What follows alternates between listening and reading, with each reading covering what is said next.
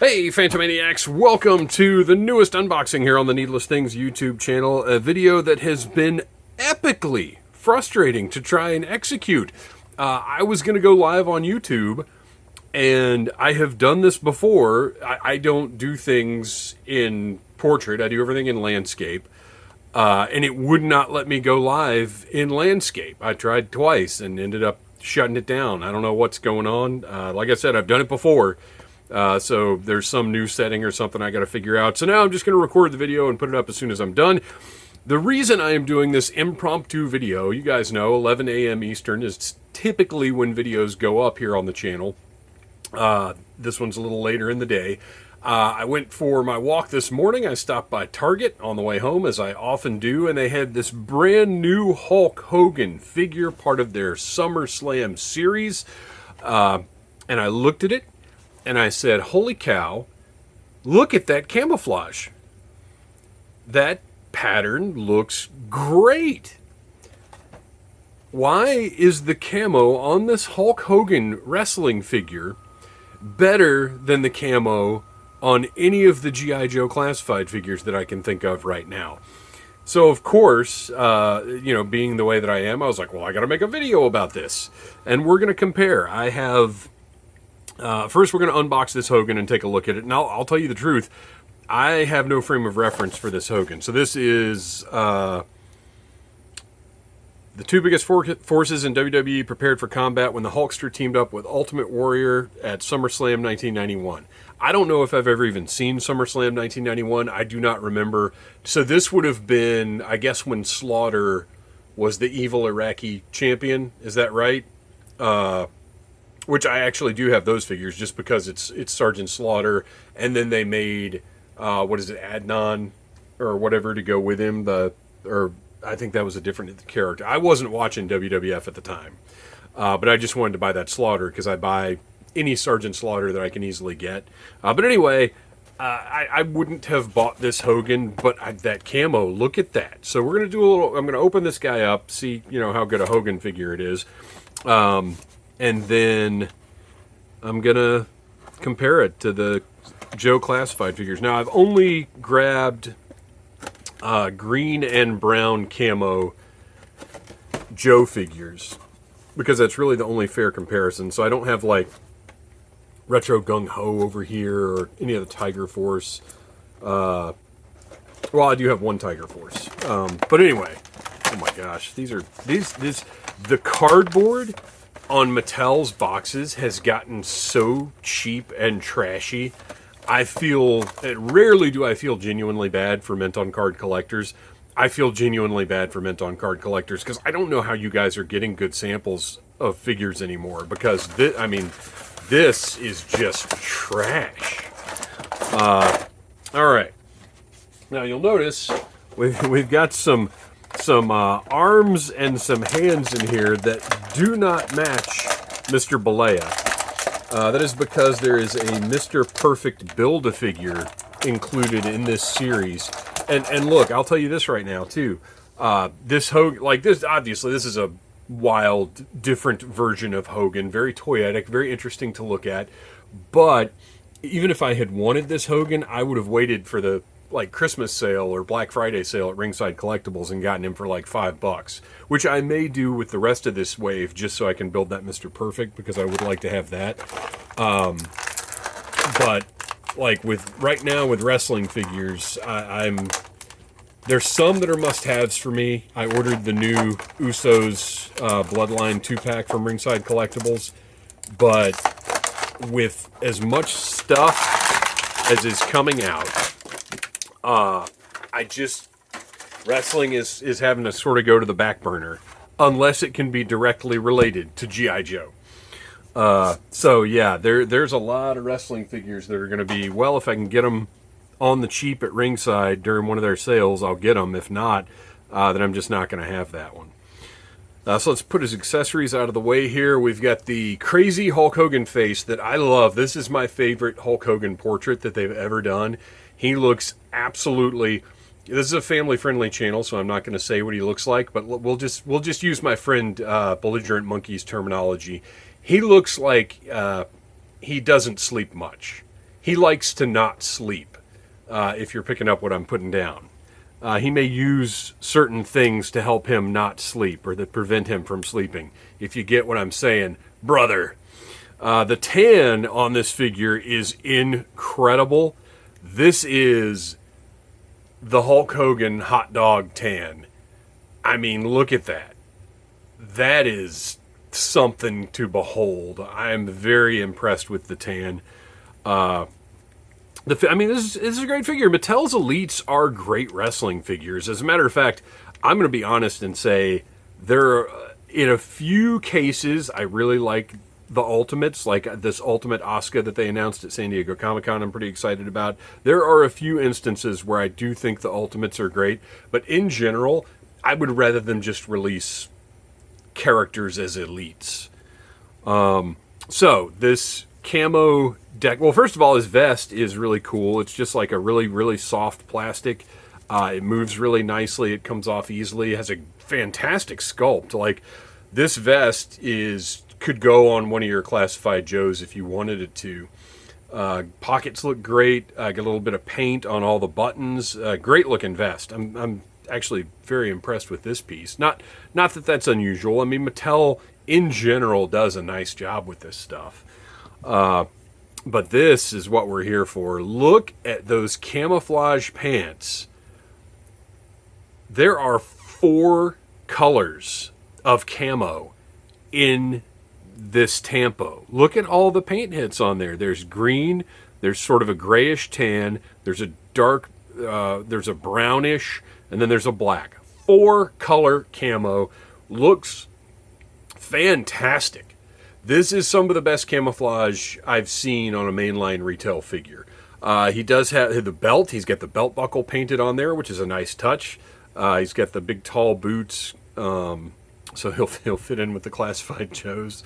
And of course, the deco does not extend down into the knee joints, and sure, it would be nice, but I get it, right? Like, I get it. This is a mass market retail toy.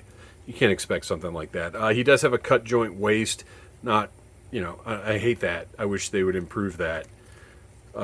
It is a good Hulk Hogan figure. For 20-ish bucks, he's good. He comes with this insane mask that I'm going to have to watch SummerSlam 91 now just to see what this is all about. So he's got this insane mask that, again, well, it's probably going to be way too big for any of your classified figures.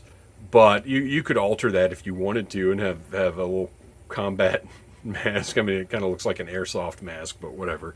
And then he's got this American flag bandana, because of course he does. So you could, again, too big for any of your Joes. But, I mean, well done. Look at the way they did the deco on it. The stripes, go around here. It doesn't quite go all the way down right here, so the deco is actually, or the Tampo is actually a little out of place because you can see the knot is supposed to be here, but whatever. It looks good. They did a nice job with it. He's got a bunch of extra hands. He's got here we go. Well, this is what this is here for, so we may as well throw it on there. A nice wrist tape. Now, it's not sculpted, but it is a bright white and is painted on really cleanly, so it looks pretty good. But there you go. That's what that hand is for, right there. Hulk Hogan must pose.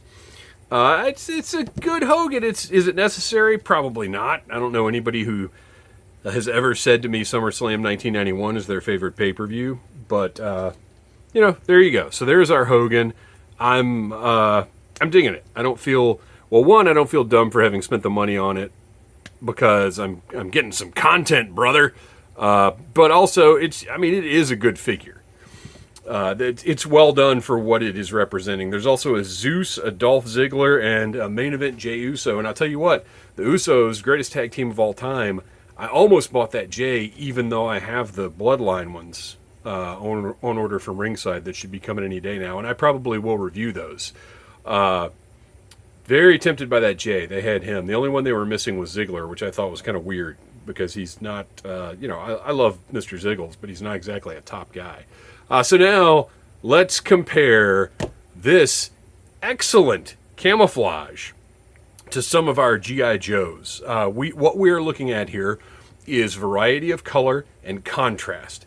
This camouflage is, I mean, this caught my eye as soon as I walked in the toy aisle. As soon as I walked in the aisle where this figure was, that camo jumped out and grabbed my face. Very recognizable, and I was like, what is that camouflage? And then I saw, oh, it's that new Hulk Hogan, which the shock at the quality of the camouflage almost overwhelmed my shock that they actually had new figures at Target. So anyway, the only flaw that I'm seeing with this camo, or not flaw, the only thing I'm seeing that I'm like, is the black isn't really spread evenly throughout. Like when you look at it, there's a big empty space here, there's a big empty space here. The back actually looks a little bit better to my eyes. So that is the one thing that I'd kind of call out about this camouflage, is that the black isn't quite as dispersed as it should be. But otherwise, contrast is fantastic. Just looks really, really good. Colors are great. So first, let's take a look at I believe the very first G.I. Joe classified figure to utilize camouflage, and I might be wrong about that, but I don't think I am. Flint, who has two colors, but they are a light green and a dark green that are, my lighting may not be super, let me try and, yeah, that's a little better. So a light green and a dark green that are very visually distinct. It's apparent immediately that he is wearing camouflage pants. The camo does not extend down into the knee joints very well at all. You'll see on the Hogan, they did a fantastic job of extending the tampos down to the knee joints, whereas Flint, who has knee pads, and I guess I can't figure out if this is supposed to be part of the knee pad and that's why it's all green and the sculpt just isn't as delineated as you'd think it might be. I don't know, but whatever the case, I think we can agree that Hogan's knees look better than Flint's knees. And Hogan's camo looks better than Flint's camo, but I would file Flint's camo under acceptable. It is immediately recognizable as camouflage. It's spread acceptably. You've got a kind of a big open space here, like I said, around the knees, in here, right here. So there's some spots that could use some work, but from the front, yes, it's camo. The contrast is good. He's okay. Maybe these panels, these reinforced panels right here, are not meant to be camo. Maybe that's a design thing. Because it looks like the camo doesn't bleed into the... Nope, it's up there on the thighs, so never mind. Scrap that theory. So yeah, coverage not great. Only two colors, but recognizable as camouflage. So Flint he gets an okay. Let's see, the next camouflage figure in the line. Gosh, wow. It's amazing how little camo there has been in the Classified series. I can't remember which one of these I got first. So we're going to go ahead and go with Tiger Force Outback, who has two colors. He has I'm going to take his backpack off there so it doesn't just fall off. He's got two colors. He's got an olive drab and he's got a brown. And they are a little mushy, but you can see them. Coverage-wise, honestly, I think he's got bigger blotches than Flint, but they are dispersed a little bit better. So it looks pretty good, but more contrast would have been very nice on this one. So he gets, I'm going to call him also okay. And then, of course, put him next to the Hulkster, and there is no comparison. But I'm going to give him an okay. Get that backpack back on. And you guys, I hope you appreciate the fact that if you're following Audible Interlude Podcast on Instagram, and you should be, I went live there a little while ago. I think you can still watch that video. I hope so. If not, I need to recover it and archive it. I just redid my G.I. Joe section, so it took a lot for me to grab these and take them off the shelf that I just rearranged them on for this video. So I hope you guys appreciate it. All right. So, again, I'm not sure. I think this was next. We have Sergeant Slaughter, brother. Which, scale-wise, not too bad right there, right? Because I would say that the Hulkster is probably a little taller than Sarge. Certainly build is taller than Sarge, probably. So, that kind of works. So Sarge has green and brown camo. A little more contrast would be nice. I would like it if that brown was darker. Only 2 colors, because that's really all Hasbro does for some reason. Dispersal is pretty nice. Gets a little closer to the knees than Flint did. And again, I'm going to call it okay. It's not great, but it's good. And again, when you put it side by side with that Hogan, my gosh, look at the difference there. But Sarge, I am actually going to say I think Sarge has the best out of the ones we've looked at so far, because Flint's kind of weird, blotchy. I don't know, pattern-wise, Flint's just seems a little odd to me. Sarge's does not stand out as much, like just on the shelf to the naked eye. It looks good. Looks good. So Sarge also gets an okay. Let's see. We'll just go with the other Outback next. Very, very mushy. You can't even, when he's on the shelf, you can't even at a glance tell he's got camo. Kind of like the Tiger Force Outback. It is also brown and olive drab. And it's a lighter brown. You know, if it was darker, it would look a lot better. It's just, there it is. It's a bare minimum effort, I would say, on that. Now, it's sub-okay. All right, next up we've got Stalker, who actually has been standing out way better than I thought he would as I'm looking at all these other figures, because he's been at the top right of my eye line, and his camo actually looks, to be honest, better than I remembered it looking in my review. I reviewed all of these figures. You can go back and watch all these reviews. I would like a little more contrast, but I've got to say it's better than I remembered it being. He is pretty close to some of the modern era Stalkers that have come out. I would like more contrast, but if it were brighter colors of green, it wouldn't really fit in with kind of the mainline classified. Now, I would love to see, I just realized his gun is kind of crept out of his hand over there. I would love to see a retro Stalker. That would be great. I think that's definitely something they could and should do with brighter greens, and just maybe, the loadout could be about the same. But Stalker looks, you know what? He looks good. I'm going to call him, even though I think I complained about his camo in the review, I'm actually going to call him the best so far out of the Joes. And I'd love to hear you guys' thoughts about this in the comments. Which of these Joe's camo do you think works the best? But, he looks good. I'm glad I took him down off the shelf for this. And this is why you should, revisit from time to time and really kind of look at these. Because the first impression isn't always the one that is correct or sticks with you. He looks pretty good. But I'd still like to see a retro version. And, of course, next to Hogan, you know what? This one seems less like, Hogan's camo is better, and more like, Stalker's camo is different. So, yeah, okay. There we go. I've kind of turned my opinion around on Stalker a little bit.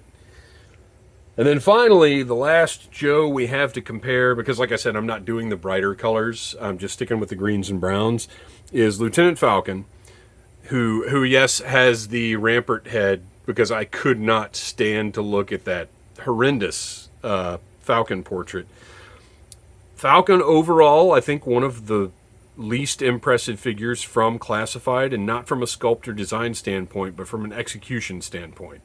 That portrait was horrible, and his camouflage is just sorry. It's just mush. I mean, you can't even put that next to Hogan. So there you go. There is Hulk Hogan with some of the best mass market retail toy camouflage I have ever seen, amongst some G.I. Joe's professional soldiers who should have top of the line, without a doubt, excellent camouflage. And sadly, oh, sorry, Flint, you're just going to have to wiggle in at the top there. And sadly, in my opinion, they are all outshone by the Hulkster by a very wide margin. So there you go. I don't want to dump on Classified. I love Classified. I think it is behind Masters of the Universe Origins as the best mass market retail line available today. I would dump almost any other line I was collecting before I would ever dump Classified. I do this because I want better. I want better deco on this camo. It has been bothering me from the start of the line, and I know that Hasbro can do better. And look, I'm not saying Hogan's is perfect for Joe, because it could use a little refinement if it were going to be in Classified. But as far as the contrast, the colors, and just the number of colors they used, my gosh, look at that guy. So there you go. Thanks for watching, everybody. I hope this was taken as an honest critique, because you can also look at all these figures together and see how cartoony this Hogan is versus the realism and the detail and the accessories of these G.I. Joe Classified figures. Like, in every other respect, this Hogan can't even compare with any G.I. Joe Classified series figure. But as far as just the camo, my hope is that this is, because everybody at Hasbro is going to watch this video. But my hope is the message is seen that Hasbro can do better on this quality of product that deserves better camo. That's all I'm saying. Thanks for watching, everybody. Please like, subscribe, share, tell your friends about Needless Things. Check out Audible Interlude, a G.I. Joe podcast. Go follow Audible Interlude podcast on Instagram. And until next time, yo, Joe, brother. I can't sleep. Smash that like button if you like Needless Things.